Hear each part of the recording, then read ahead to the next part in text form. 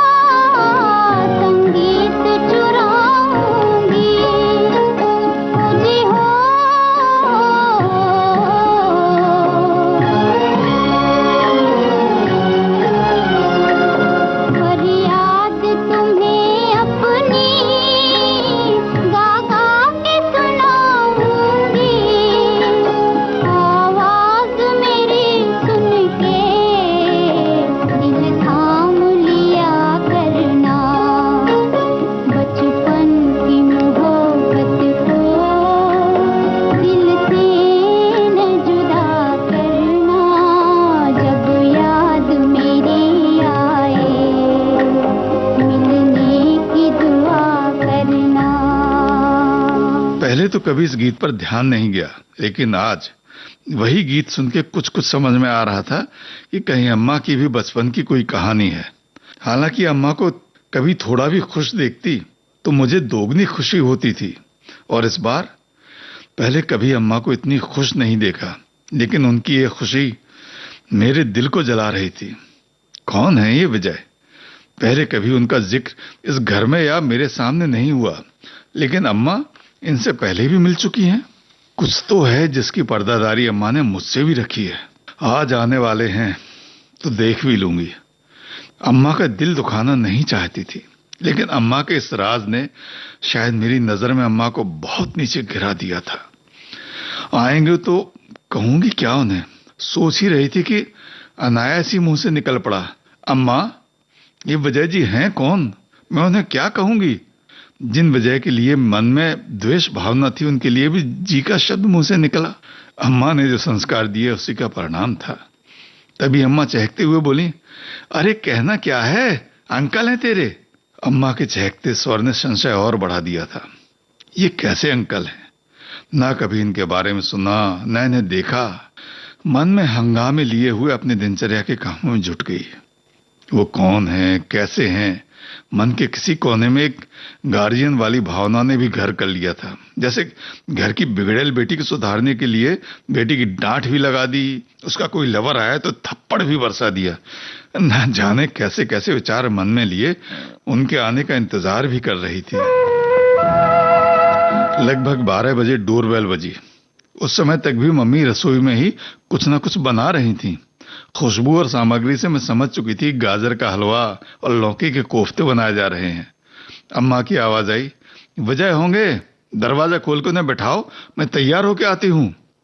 और मम्मी तेजी से रसोई से निकलकर अपने रूम में चली गई। मैंने धड़कते दिल से दरवाजा खोला तो सामने डीएसपी की ड्रेस में एक लहीम शहीम पर्सनैलिटी खड़ी थी। पीछे रोड पर उनकी पुलिस वाली जीप ड्राइवर के साथ मौजूद थी।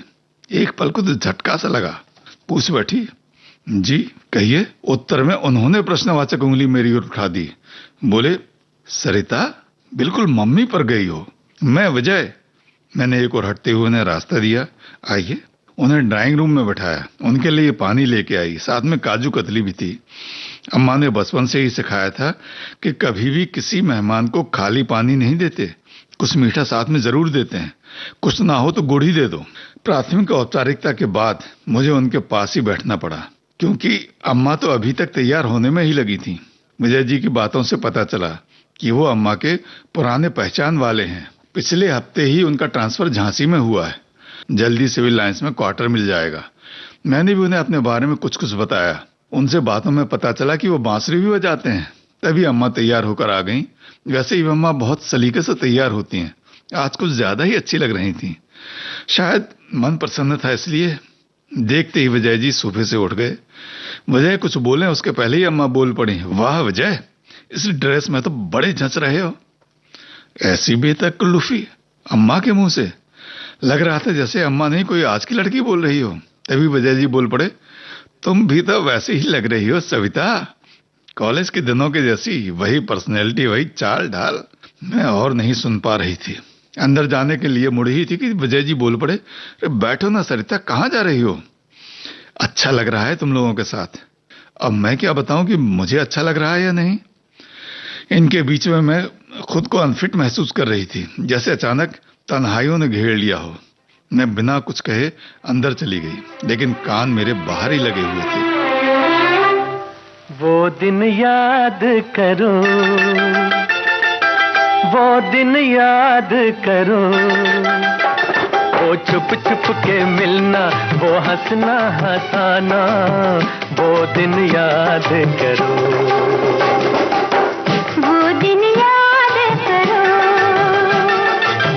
वो दिन याद करो, वो फूलों की छैया, वो मौसम सुहाना, वो दिन याद करो।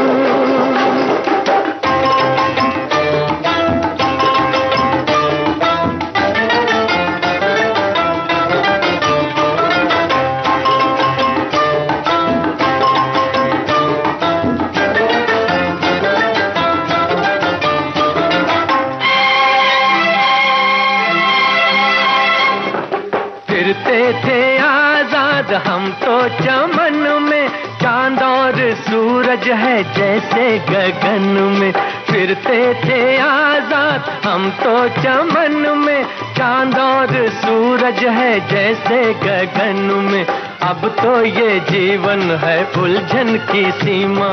धड़के मेरा दिल अब धीमा धीमा, वो दिन याद करो, वो दिन याद करो, वो दिन याद करो।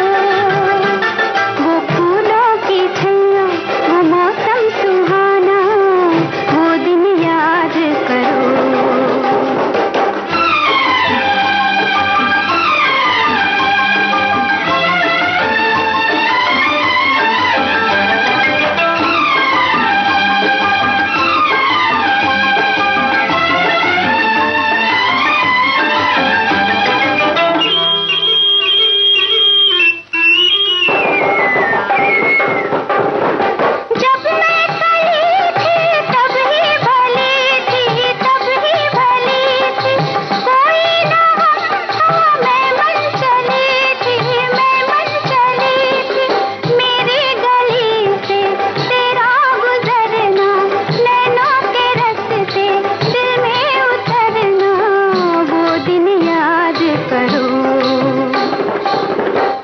दिन याद करो, वो दिन याद करो, वो छुप छुप के मिलना, वो हंसना हंसाना, वो दिन याद करो, वो दिन याद करो, वो दिन याद करो। वो फूलों की छैया, वो मौसम सुहाना, वो दिन याद करो, वो दिन याद करो। अम्मा और विजय जी में खूब सारी बातें हुई। बेतकल्लुफी से हंसी और ठहाके भी गूंजते रहे। इसी बीच अम्मा और हमने मिलकर उनके लिए खाना भी परोसा। उनके आग्रह पर मुझे भी उनके साथ बैठकर खाना खाना पड़ा। आखिर में अम्मा को भी उन्होंने साथ में बैठा लिया। बोले, याद है सविता, हम पिकनिक पर बीजानगर गए थे, तुम टिफिन लेकर आई थी, हम दोनों ने एक साथ एक ही टिफिन में खाया था। राज, शोभा, ममता, गुड्डू कैसे जल भुन गए थे। अब मैं कैसे कहती कि मैं भी कुछ कुछ जल भुन रही थी। मैंने जल्दी जल्दी खाना खत्म किया और बहाने से बीच में ही उठकर कमरे में चली गई। मन में हाहाकार मचा था।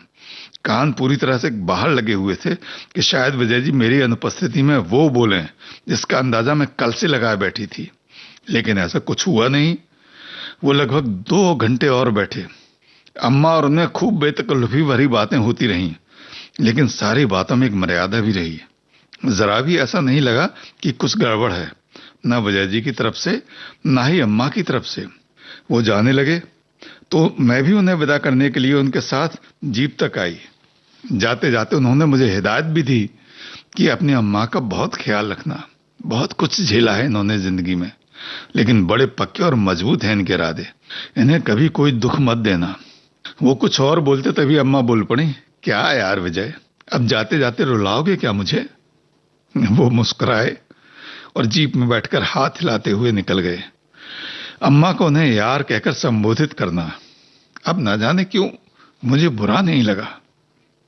मन भी बड़ा अजीब होता है, ना जाने कैसी कैसी कल्पना में गोते लगाता हुआ कभी गुस्सा कभी हिकारत, तो अगले ही पल मोहब्बत की भावना में डूबा रहता है। अजीब दास्तां है ये, कहाँ शुरू कहाँ खत्म, ये मंजिलें हैं कौन सी, न वो समझ सके न हम। अजीब दास्तां है ये, कहाँ शुरू कहाँ खत्म, ये मंजिलें हैं कौन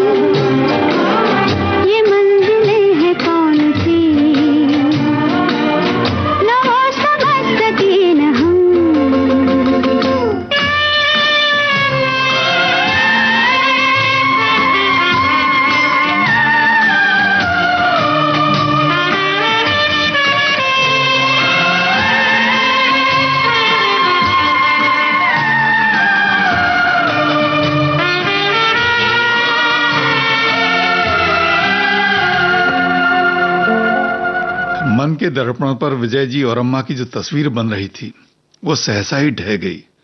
अम्मा जो कुछ पलों के लिए मुझे पराई सी लगने लगी थी, फिर मुझे अपनी अम्मा लगने लगी थी, बल्कि और भी खूबसूरत, और भी मजबूत, अपने और भी ज्यादा करीब। मेरा मन मुझे ही धिक्कारने लगा। कमरे में लेटी मैं विश्लेषण करने लगी कि ईभा मौसी ने क्या क्या ऐसा कहा था जिससे मेरा मन इतना दूषित विचारों से भर उठा। तभी ईभा मौसी की कही हुई एक बात पर और ध्यान चला गया। वे कह रही थी, देख सविता, तेरी सरिता तो कुछ दिन बाद बह निकलेगी। जिस जल को तूने अपना जीवन जल बनाया था वो कुछ दिन बाद किसी और के सरोवर की शोभा बनेगी। फिर ईभा मौसी मेरी शादी की बात कह रही थी कि मैं कुछ दिन बाद शादी करके प्रशांत के घर चली जाऊंगी, फिर उनका क्या होगा। मेरे मन ने ये बात क्यों नहीं सोची अब तक। अपने ही ख्यालों ख्वाबों में डूबी मैं कभी इस ओर ध्यान ही नहीं गया। मैं अम्मा को उत्तर याद करने लगी। ईभा मौसी ने जब ये पूछा था तो अम्मा कुछ देर मौन रही थी, जैसे इस सवाल का जवाब देने की हिम्मत जुटा रही हो। कुछ देर बाद बोली थी, ईभा, सरिता सच में मेरी जान है। वो चली जाएगी तो मेरी तो जान ही चली जाएगी। फिर दृढ़ता से कहने लगी, लेकिन यार यही तो परंपरा है, अपनों के लिए त्याग करने में भी तो खुशी मिलती है। अम्मा की वो बात दिल में उतर गई। मेरा पूरा जीवन फिर से मेरे सामने घूमने लगा। मुझे अब भी याद है, जब मैं 8-9 साल की थी तब नाना जी आए थे। उन्होंने अम्मा को कहा था कि झांसी में उनके मित्र शर्मा जी ने मॉडल स्कूल खोला है, तू उनके स्कूल में सर्विस कर ले, मन भी बहल जाएगा और कुछ पैसे भी रेगुलर आते रहेंगे। शर्मा जी ने कहा है कि सविता को यहाँ भेज दो, चल उनसे मिल ले तू। दादाजी और दादी ने भी अम्मा को समझाया था कि सरिता की देखभाल हम दोनों कर लेंगे। तब भी अम्मा ने कहा था कि सरिता को आप दोनों संभाल लेंगे, इसमें मुझे कोई संदेह नहीं है। लेकिन बाबूजी, मैं अपनी सरिता के हिस्से का समय किसी और से नहीं बांट सकती। सरिता को सिर्फ माँ ही नहीं, पिता के स्नेह की भी जरूरत है। मैं कैसे भी करके गुजारा कर लूंगी, घर में रह के ट्यूशन कर लूंगी, लेकिन सरिता से कुछ घंटे की दूरी भी मेरे लिए असहनीय होगी। एकाएक मेरे कानों में सन्नाटा सा छा गया। सारी दुनिया का शोर जैसे मौन होकर रह गया था। सिर्फ अम्मा की आवाज गूंज रही थी, अपनों के लिए त्याग करने में भी तो खुशी मिलती है। क्या क्या किया अम्मा ने मुझे यहां तक पहुंचाने में। अपनी जिंदगी कुर्बान कर दी मेरे लिए। जीवन के सबसे हसीन दिन मेरी भेंट चढ़ा दिए, और मैंने कभी ये सोचा भी नहीं कि मेरे बिना उनकी जिंदगी कैसी हो जाएगी। रुला के गया सपना मेरा, बैठी हूँ कब हो सवेरा। रुला के गया सपना मेरा।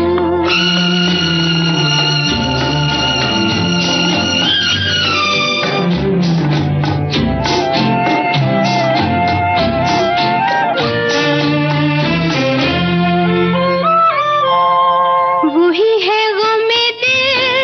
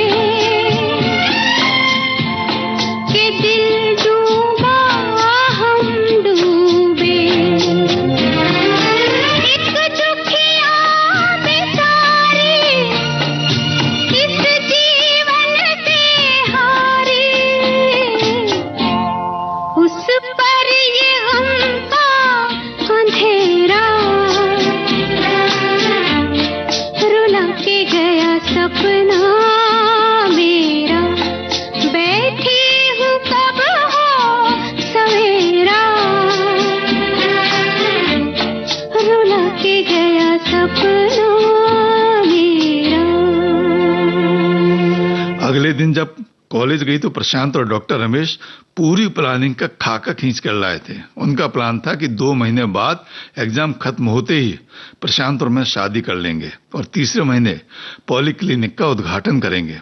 लेकिन मेरा मन कुछ और ही सोचे जा रहा था। मैंने अकेले में प्रशांत को कहा, मैं शादी नहीं करूंगी। प्रशांत बुरी तरह चौंक पड़ा। ये तुम क्या कह रही हो सरिता? उसने बहुत पूछा कि हुआ क्या है, बहुत समझाया भी, लेकिन मैंने उसे कुछ नहीं बताया। ना ही उसकी बात समझने को राजी हुई। इतना जरूर बोला कि तुम पॉलीक्लिनिक जरूर खोलो, उसमें मैं तुम्हारी पार्टनर वैसे ही रहूंगी जैसे तुम चाह रहे थे। उसने कहा कि तुम्हें जिंदगी का पार्टनर बनाना है, हॉस्पिटल का नहीं। प्रशांत बहुत परेशान था। शाम को सीधा घर आ गया। अम्मा को जब सब पता चला तो अम्मा भी परेशान हो उठी, लेकिन मैं अपनी बात पर अड़ी थी। अम्मा ने तो जितना त्याग मेरे लिए करना था कर लिया। अब मेरी बारी थी उनके लिए त्याग करने की। मैं क्यों पीछे हटूं? आखिर अम्मा की ही बेटी जो ठहरी।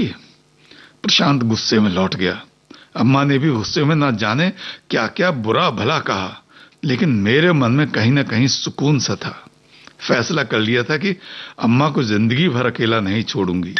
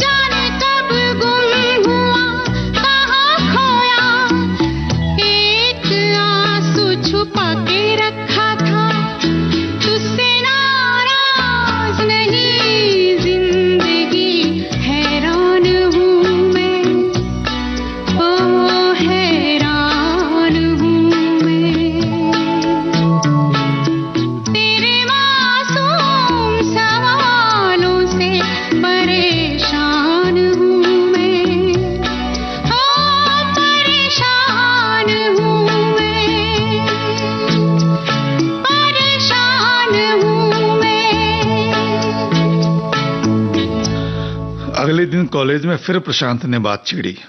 अब डॉक्टर रमेश और उनकी वाइफ भी समझाने में लग गए, लेकिन मैं बीच में ही उठकर चली आई। घर पहुंची तो देखा कि ईभा मौसी को अम्मा ने बुला रखा था। उन्होंने भी सवालों की बौछार कर दी, लेकिन मैंने एक ही लाइन में उत्तर दिया कि मैं शादी नहीं कर रही हूं बस, और अपने कमरे में चली गई। अम्मा और मौसी दोनों सन्न थी। ईभा मौसी पीछे पीछे मेरे कमरे में आ गई, अम्मा भी पीछे से आ गई। उनकी आंखों के आंसू मुझसे भी छुपे नहीं थे। ईभा मौसी ने अम्मा से कहा, सविता तुम जाओ यहां से, मुझे अकेले में बात करने दो। ईवा मौसी ने बहुत कुरेदा, प्यार से, डांट से, फिर उन्होंने अम्मा की कसम दी तो मुझसे नहीं रहा गया।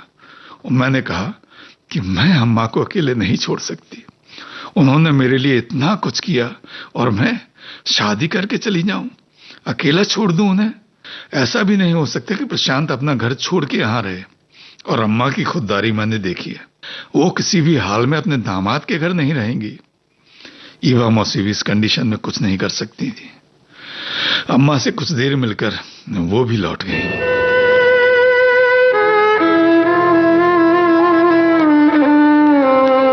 फिर एक दिन बड़ा हंगामा हो गया। छुट्टी का दिन था, मैं थोड़ा देर से ही उठी थी। अभी फ्रेश ही हो रही थी कि डोर बेल बज उठी। अम्मा ने दरवाजा खोला। सामने एक बुजुर्ग दंपत्ति खड़े थे। अम्मा ने कहा, जी आप? वो बोले, डॉक्टर सरिता से मिलना है। अम्मा ने उन्हें बिठाया, पानी और गुड़ दिया। अम्मा ने पूछा, कोई हेल्थ इश्यू है क्या? वो बोले, हाँ इश्यू तो बहुत बड़ा है, हम दोनों ही परेशान हैं। अम्मा बोली कि सरिता अभी वॉशरूम में है, मैं तब तक आपके लिए चाय बनाती हूँ। तभी बुजुर्ग लेडी बोली, हमें चाय नहीं चाहिए, हमें आपकी बेटी चाहिए। अम्मा ने कहा कि अभी आती होंगी।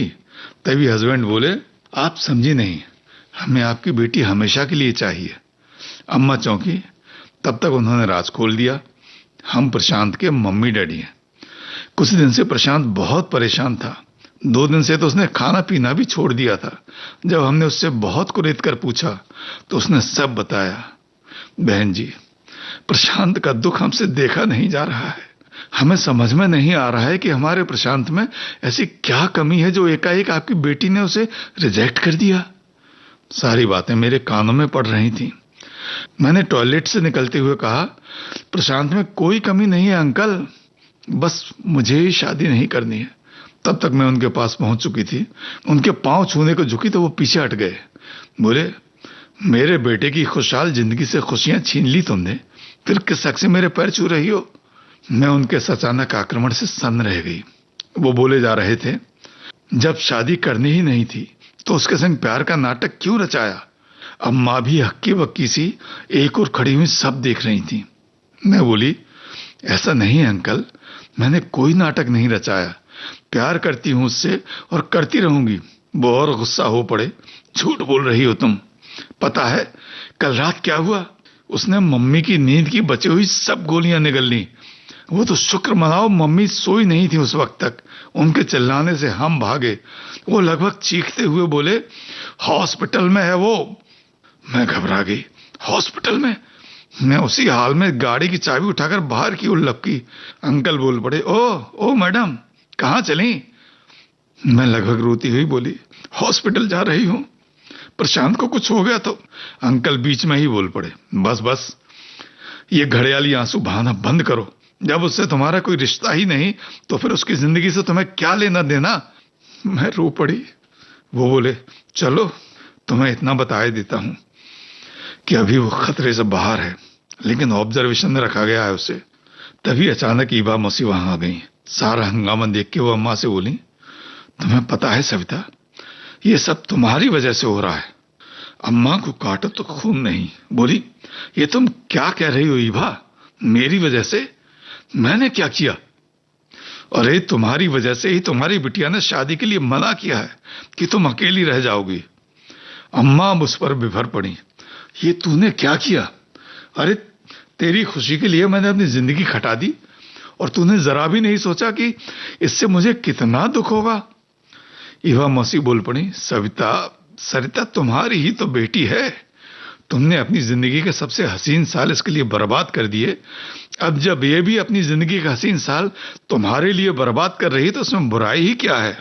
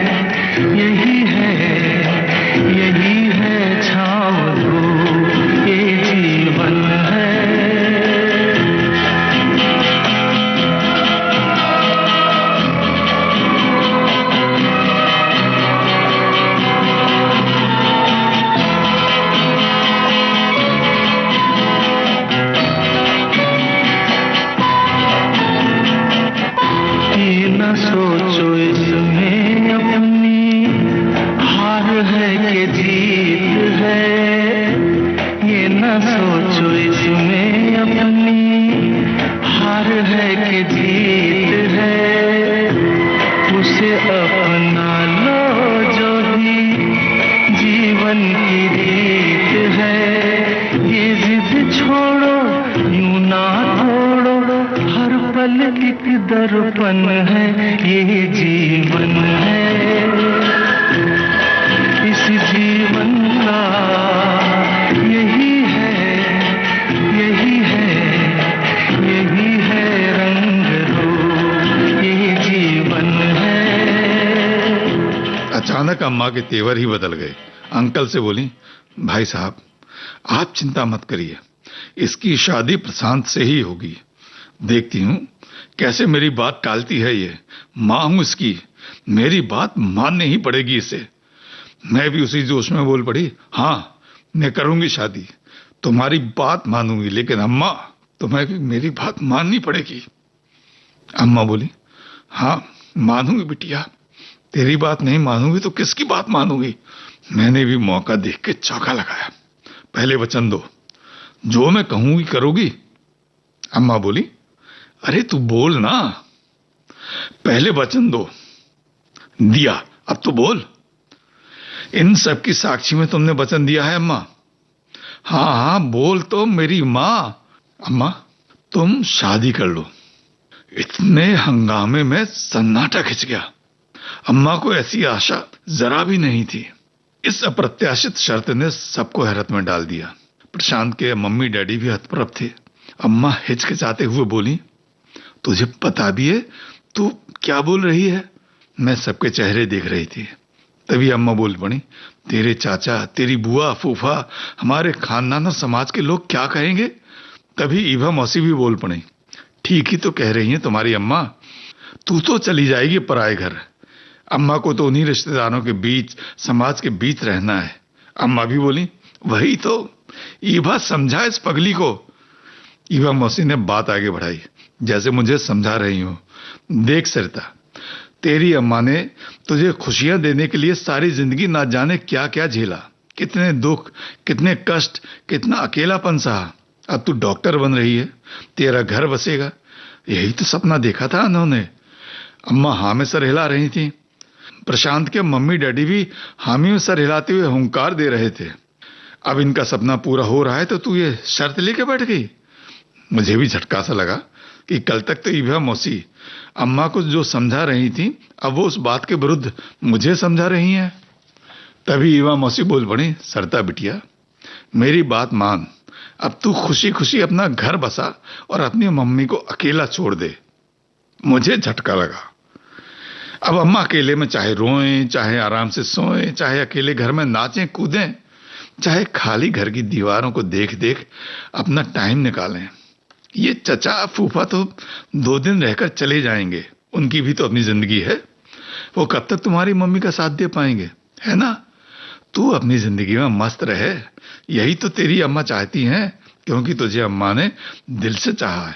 अब तू अम्मा को चाहे या ना चाहे, उससे क्या फर्क पड़ता है? क्यों जिंदगी की राह में मजबूर हो गए, क्यों जिंदगी की राह में मजबूर हो गए, कितने हुए करीब के हम दूर हो गए,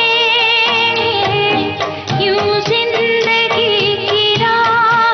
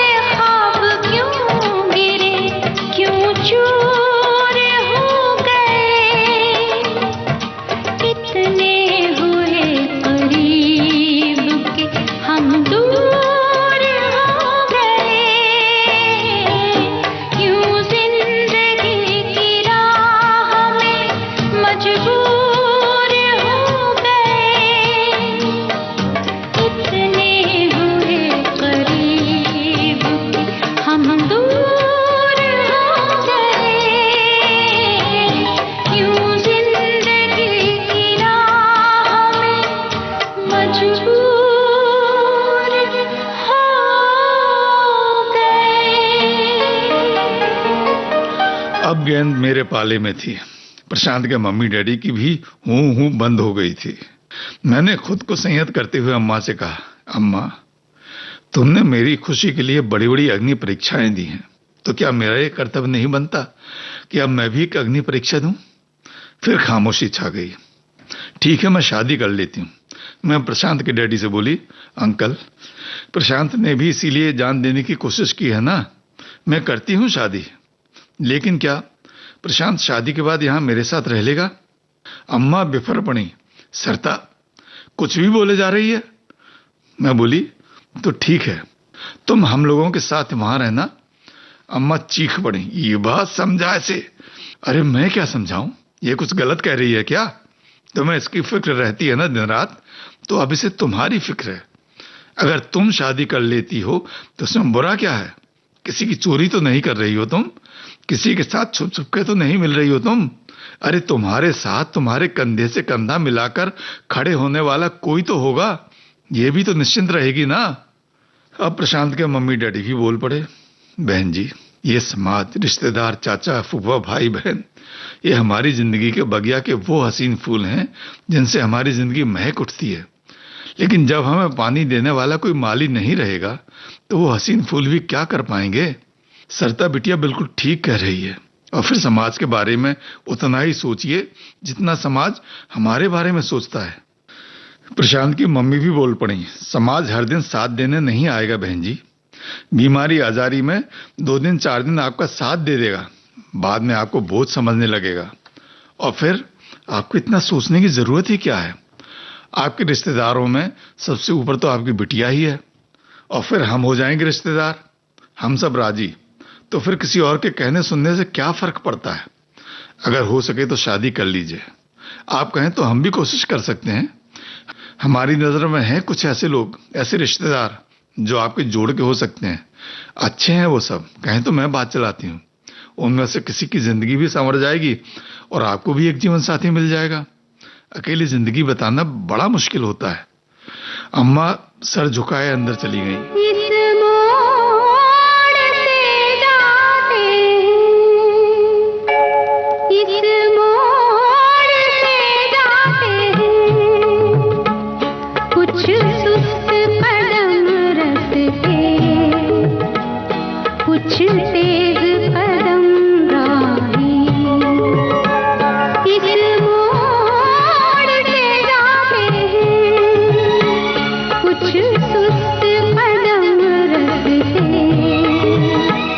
कुछ तेज कदम राही। पत्थर की हवेली को शीशे के घरों में, तिनकों के नशे मन तक इस मोड़ से जाते हैं। इस मोड़ से जाते हैं।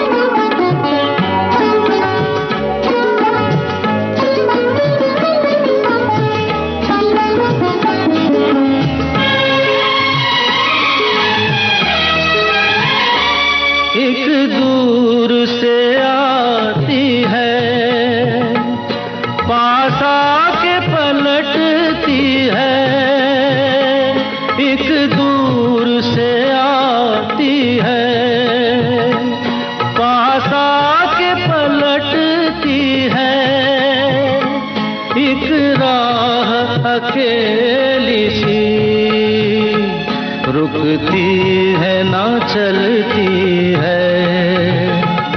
ये सोच के बैठी हूँ, एक राह तो वो होगी, तुम तक जो पहुँचती है, इस मोड़ से जाते हैं, इस मोड़ से जाते हैं, कुछ सुस्त कदम रखते,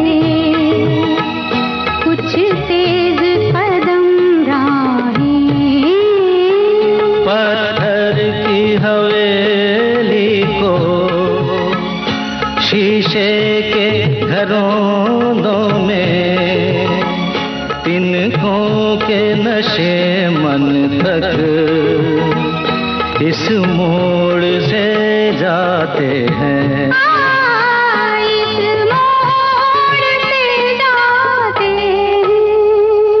ईवा मौसी सबको रुकने का इशारा करके चुपके से बाहर निकली और किसी को फोन करने लगी। मुझे पता था कि वे किसे फोन कर रही हैं। फिर अम्मा के कमरे में घुस गई। थोड़ी देर बाद निकली तो उनका चेहरा खिला हुआ था। पीछे से अम्मा शर्माई हुई सी सर झुकाए हुए आकर खड़ी हो गई। मैं भी खिल उठी, माँ को छेड़ दिया। आए हाय हाय, ये नई नवेली दुल्हनिया सी शर्म, गालों पर लाली उभर आई है। अम्मा ने सर झुकाए हुए ही अपनी आंखें तरीरी। तभी ईवा मौसी बोल पड़ी, अरे मिठाई मंगवाओ, कन्या मान गई शादी के लिए। अम्मा तो शर्म से गड़ी जा रही थी। वे अंदर की ओर जाने को मुड़ी कि मौसी ने पकड़ लिया। अब तुम कहां चली? तभी विजय जी की गाड़ी का हॉर्न सुनाई दिया। ईवा मौसी बोली, लो लड़के वाले भी आ गए।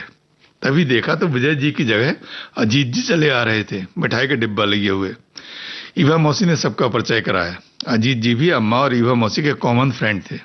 तभी अजीत जी बाहर की ओर झांकते हुए बोले, अब तुम काहे शर्मा रहे हो, आ जाओ। विजय जी भी शर्माते हुए अंदर आए। ईवा मौसी ने अम्मा का हाथ पकड़कर विजय जी के सामने खड़ा कर दिया। दोनों सर झुकाए खड़े थे। ईवा मौसी ने प्रशांत के मम्मी डैडी को विजय जी के बारे में सब बताया। वो भी खुश थे। प्रशांत की मम्मी बोल पड़ी, चलो अच्छा हुआ, वरना मुझे तो प्रशांत के डैडी से जलन हो रही थी कि इन्हें इतनी सुंदर समधन मिलने वाली है। अब तो मैं भी इन्हें जला सकती हूँ कि मुझे भी हैंडसम समधी मिल रहे हैं। सब हंस पड़े। तभी मैंने मिठाई का डिब्बा विजय जी के सामने किया और अनायास ही वो संबोधन मेरे मुंह से निकल पड़ा जो मैं अब तक किसी को नहीं कह पाई थी। अम्मा का मुंह मीठा नहीं कराएंगे पापा? मेरी अम्मा की आंखों में आंसू थे। पापा ने लड्डू उठाकर मेरे ही मुंह में भर दिया। फिर कुछ दिन बाद एक ही मंडप में 2 शादियां हुई। पहले अम्मा और पापा की, और फिर मेरी और प्रशांत की। और कन्यादान के लिए अम्मा के साथ हाथ पकड़े बैठे थे मेरे पापा। मेरी आंखों से खुशी के आंसू बह रहे थे और पंडित मंत्र पढ़े जा रहे थे। एक प्यार का नगमा है, मौजों की रवानी है।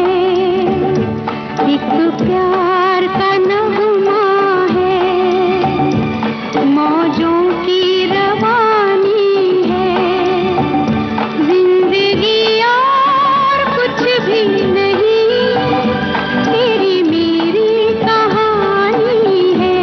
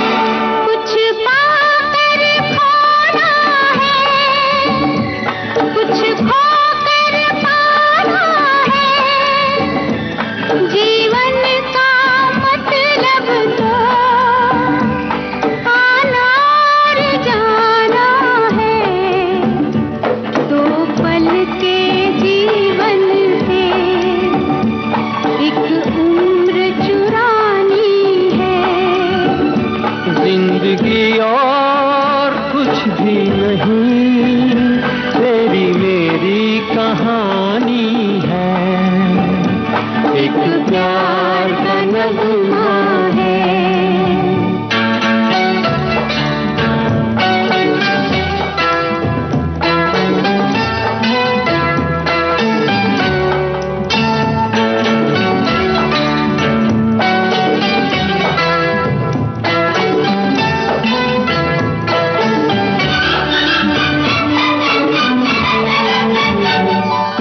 धार है नदिया की, मैं तेरा किनारा हूँ।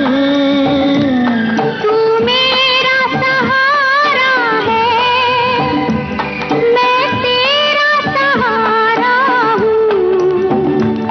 आँखों में समंदर है, आशाओं का पानी है। जिंदगी और कुछ भी नहीं, तेरी मेरी कहानी है। एक प्यार का नगमा है।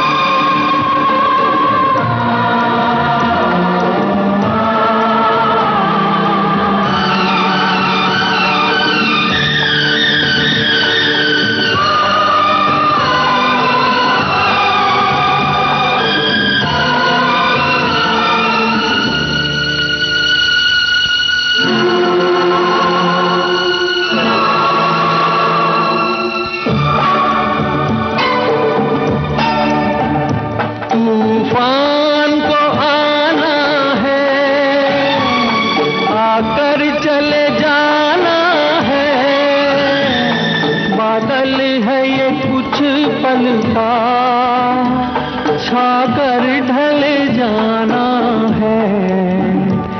परछाइयाँ रह जाती निशानी है। जिंदगी और कुछ भी नहीं, तेरी मेरी कहानी है। एक प्यार का नगमा है, मौजों की रवानी है।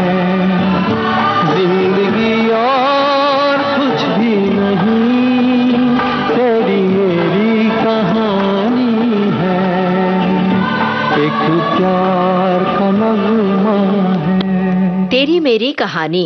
अभी आप सुन रहे थे गोपाल वर्मा की लिखी ये गीतों भरी कहानी। वाचन स्वर गोपाल वर्मा का था। आज आपने सुना इसका दूसरा और अंतिम भाग। चलने से पहले आपको बता दें, विविध भारती की ओर से इस कार्यक्रम के प्रस्तुतकर्ता रमेश गोखले।